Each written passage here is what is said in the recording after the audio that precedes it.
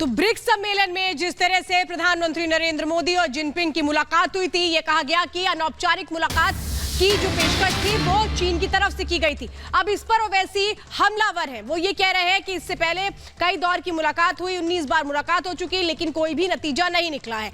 वो साफ तौर पे ये कह रहे हैं कि एक के बाद एक मुलाकातें होती हैं, लेकिन ये सब बेनतीजा रहती हैं। चीन के मुद्दे पर ओवैसी क्या रहे हैं, सुनिए। पहले कहा गया कि सोर्सेस के तौर पर लीक कर दिया गया कि चाइना बात करना चाहता था। ऑफिशियली एमईए को स्टेटमेंट देना चाहिए था प्रधानमंत्री नरेंद्र मोदी और शी जिनपिंग की ये बातचीत के बाद कि ये बातचीत हुई।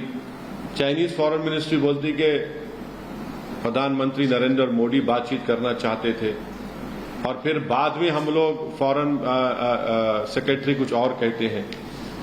तो हम ये पूछना चाह रहे हैं बीजेपी से, जो भारत में अभी सत्ता में है, कि आखिर क्यों प्रधानमंत्री चाइनीज प्रेसिडेंट के पीछे भाग रहे हैं बातचीत के लिए। आखिर क्यों देश के प्रधानमंत्री देश को अंधेरे में रख रहे हैं कि लद्दाख बॉर्डर पर क्या हो रहा है। आखिर क्या वजह है कि भारत के प्रधानमंत्री की सरकार, नरेंद्र मोदी की सरकार, हमारी बहादुर फौज पर ये प्रेशर डाल रही है कि कोई सोल्यूशन को एक्सेप्ट कर लिया जाए, और वो क्यों नहीं इस बात का इसरार कर रही है कि जो स्टेटस को एंटे था 2020 में उसको रिस्टोर किया जाए। आखिर क्यों देश की बीजेपी की सरकार चीन की फौज को रिवॉर्ड या इनाम देना चाहती है। पिछले 40 महीने से हमारी बहादुर फौज 50,000 के करीब वहां पर हजारों फीट ऊंचे पहाड़ियों पर बैठकर बड़ी बेबाकी और बहादुरी के साथ चीन की फौज का वहां पर ठहरकर उनसे मुकाबला कर रही है। तो आखिर क्या है कि अगर हमने ये टेरिटरी खो दिया है, हमने भारत की बीजेपी की सरकार चीन के सामने झुक जा रही है, ये बड़ी हमारे लिए बड़ी बेशर्मी की बात है। आखिर क्यों बीजेपी और कांग्रेस नेता राहुल गांधी के बयान पर बीजेपी ने तीखा हमला बोला। बीजेपी ने कहा कि अनर्गल बयान देते हैं। उन्होंने कहा कि अनर्गल बयानों की वजह से ही इस तरह की दिक्कतें हो रही हैं, सेना के शौर्य पर सवाल खड़े हो रहे हैं। आधारहीन बयान देने में राहुल गांधी माहिर हैं, ये बात बीजेपी ने कही है। बीजेपी ने तीखा हमला बोला है। बीजेपी ने मांग की है कि चीन की कम्युनिस्ट पार्टी से हुए समझौते को कांग्रेस को सार्वजनिक करना चाहिए।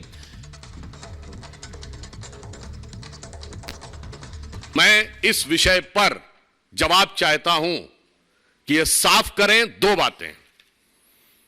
इतिहास में आपने भूल नहीं की है, यह ऐतिहासिक अक्षम्य अपराध जैसी श्रेणी है कि आप उस देश को जिससे आपकी दुश्मनी साफ दिखने लगी थी, उसकी फौज को रसद पहुंचा रहे हैं।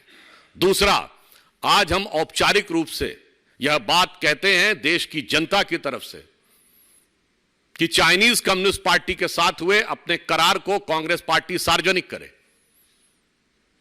शायद उन्हें इस बात का डर है कि अगर करार की पूरी शर्तें सार्वजनिक हो गई तो ये बात की बात में होने वाली जो बातें राहुल गांधी जी करते हैं, इसकी करामात दुनिया के सामने असलियत में आ जाएगी। और इसलिए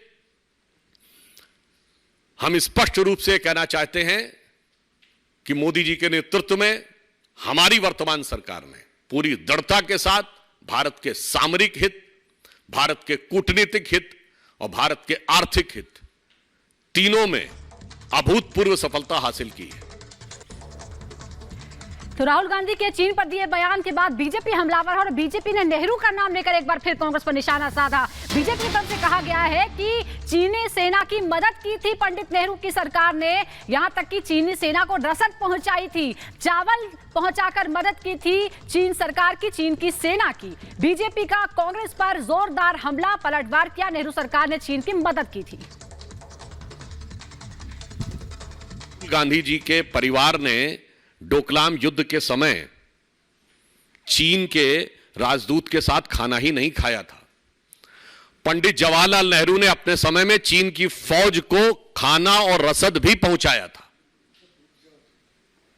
और यह मैं कोट कर रहा हूं, selected works of Jawaharlal Nehru series 2 volume 18, उसमें नेहरू जी की 21 जून 1952 दिल्ली प्रेस क्लब में हुई प्रेस कॉन्फ्रेंस का जिक्र है।